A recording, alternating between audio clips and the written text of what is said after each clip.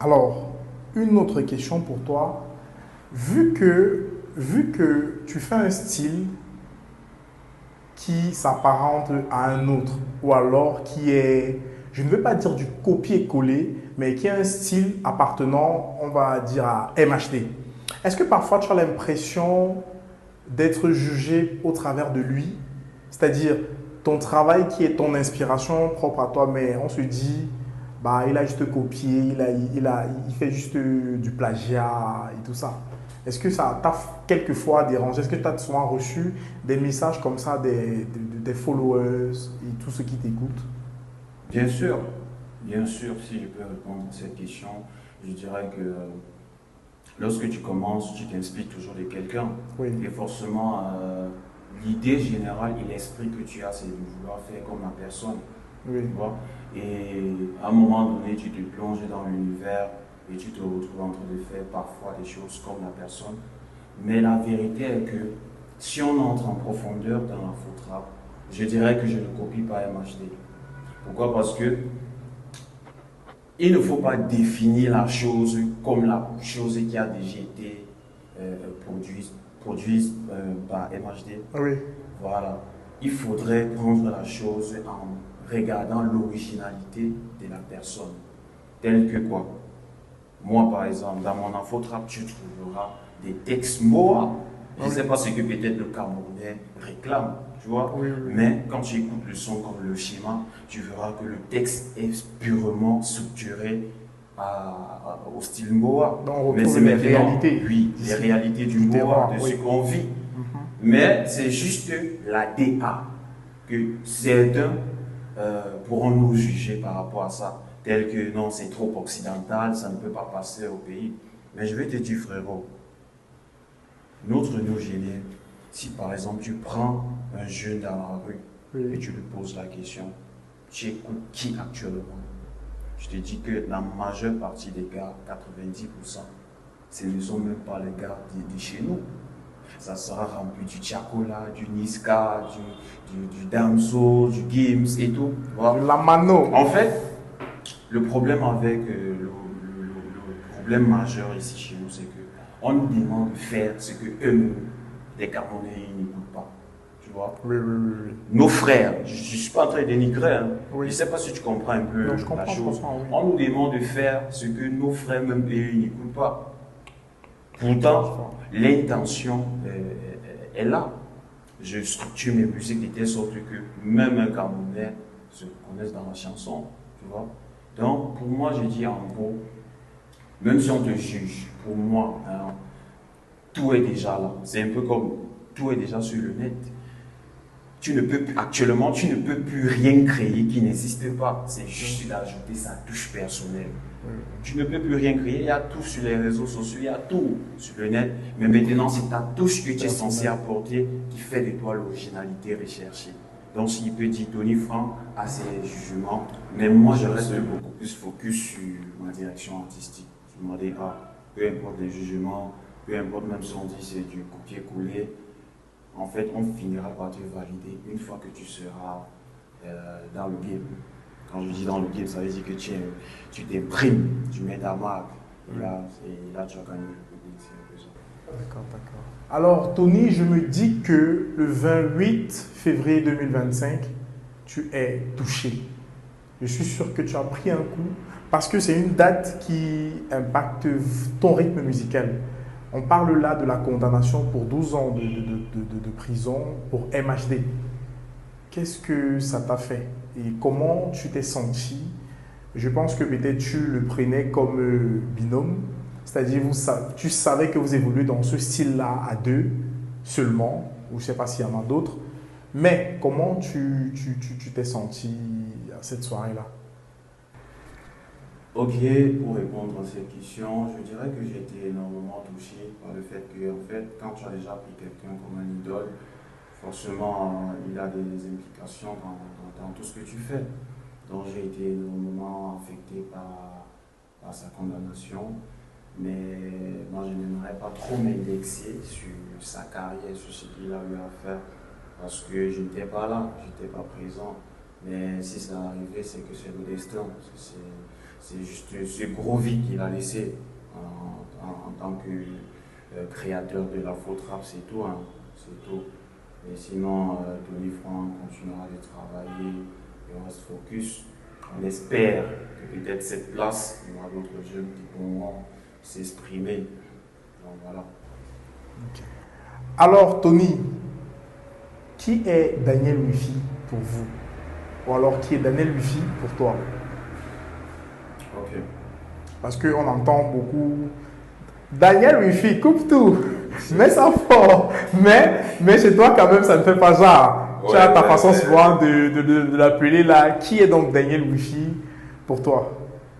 Ok, Daniel Wifi, déjà c'est un ingénieur de son très très qualifié. C'est un beatmaker en quelque sorte, pour ceux qui ne comprennent pas. Daniel Wifi, c'est un frérot que j'ai rencontré en 2019. Donc ça fait pratiquement longtemps qu'on travaille ensemble. Et franchement, sa façon de voir les choses, c'est beaucoup à applaudir. Parce qu'il pose l'idée de l'artiste. Il ne cherche pas à dénaturer l'artiste.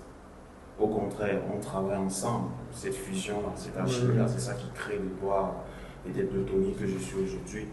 Sauf que dans toute chose, il y a son moment de gloire. C'est peut-être, il n'est pas que focus dans le mollet comme beaucoup pensent, comme Joli Garçon à chanter. Il s'en sort dans plusieurs autres registres de musique, comme la Fautra bien sûr, comme il a fait le schéma. Il y a un autre son qui arrive là, tu vois. Il est très très bon dans la faux et la trappe et tout, il est bon en fait. Donc Daniel Wifi, en gros, c'est un ingénieur de son que j'apprécie beaucoup. On a des gros crânes ensemble. Ok, donc big up à Daniel Wifi. Oui, Daniel, c'est mon gars. Ok. Aussi, on a vu quelque chose sur ton TikTok, ça a un peu bougé. Actuellement, tu as combien d'abonnés sur TikTok, si tu te rappelles exactement? Je dirais peut-être 18 et 19. 19 000 abonnés. 19 000 abonnés. Ça, c'est en quel laps de temps tu as fait ce parcours? Bon, je dirais que c'est juste après la sortie du son de chez moi. Après la sortie du son de chez moi? Oui, c'est ça. Juste après, je pense que c'était en janvier 2024. Maintenant, ça se passe comment? Quelle est la corrélation entre toi et Céleste Victorien? Vu qu'on a vu une fois, il t'a recommandé auprès de ses followers d'aller t'écouter. Ça se passe comment? Tu l'as contacté, il t'a contacté ou alors il a vu comme ça et puis s'est intéressé à ce que tu proposais musicalement parlant? Ok. Ma collaboration avec Céleste Victorien, je dirais vraiment qu'on a déjà collaboré. Échangé, Oui. personnellement, mais c'est quelqu'un de très très engagé et il est vraiment, en quelque sorte, il a vraiment une coloration pour encourager la musique. Je me rappelle en 2023, j'ai fait un freestyle tactique Ngatia Petit du remix de MHD. Oui. Et ça avait pris, parce que j'avais fait ça en mode freestyle. Du coup, il a liké, il a commenté, il m'a dit merci frérot. Et directement, il s'est abonné en mode. Donc je me suis abonné en retour. Et après, c'est là où en fait, on peut dire que c'est là où les choses sont venues. On a commencé à se suivre mutuellement. Oui, et il aime beaucoup la musique. Pour moi, je dirais, ils sont deux, Cameroun, qui essaient de réveiller la musique camerounaise. Il y a Bob Dylan qui essaie de se battre pour le rap. Il y a Céleste Victorien, bon, lui n'a pas de parti pris, mais il a l'amour. Tu sens vraiment qu'il aime la musique. Il encourage, que tu sois artiste en aide, que tu sois connu, populaire, il encourage tout le monde. Et c'est vraiment quelque chose à féliciter. Donc je dirais big up à lui qui continue dans cette lancée. Et voilà. Alors, Tony, j'ai une question pour toi parce qu'un fan a envoyé une question directement là. Il demande à savoir, Tony Frank est barcelonais ou madrilène? Il cherche à savoir. Parce que c'est maintenant que tu auras ton audience, tu auras ton public, tu auras tes nouveaux followers. Tu es barcelonais ou madrilène? Tony, il faut nous dire. Comment toi aussi tu veux m'afficher? Non. C'est quelque chose qui devrait rester secret, man. Jusqu'aujourd'hui, les gars veulent savoir est-ce que le gars, s'il est marié ou bien Non, Tony, dis-toi que tu as 19 000 abonnés. Tu peux te faire le milliard d'abonnés là avec ta déclaration parce qu'il y a beaucoup de supporters catalans que peut-être tu n'as pas encore et peut-être il y a une tonne. Moi déjà, je t'avoue, moi je suis barcelonais. Donc voilà. Donc juste pour savoir, c'est le fan qui a posé la question. Pour répondre à cette question, ouais, le fan de même pas. Du coup, bon, en fait, je suis fan du Real de Madrid, vu les joueurs aussi qui sont très performants comme Vinicius et tout. En fait, moi j'aime le Real depuis. Mais c'est seulement que je ne veux pas avouer. Il y a des choses que. Ok. Je dis, mais je suis madrid. D'accord.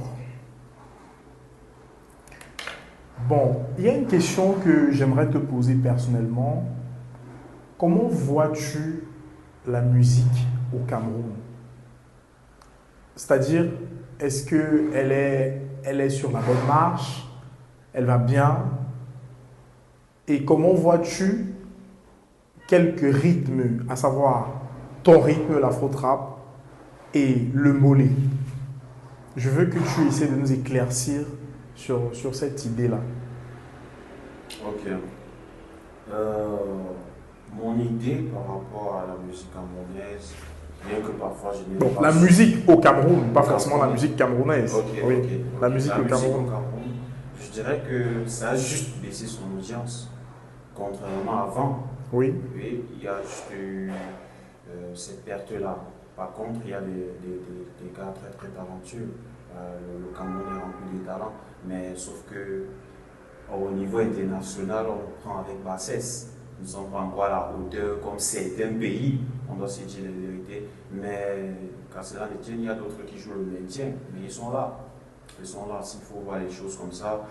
Mais il y a énormément de pépites. Et pour toi, qu'est-ce qui devrait se faire pour que la musique, on rehausse l'image de la musique camerounaise sur le plan mondial, continental?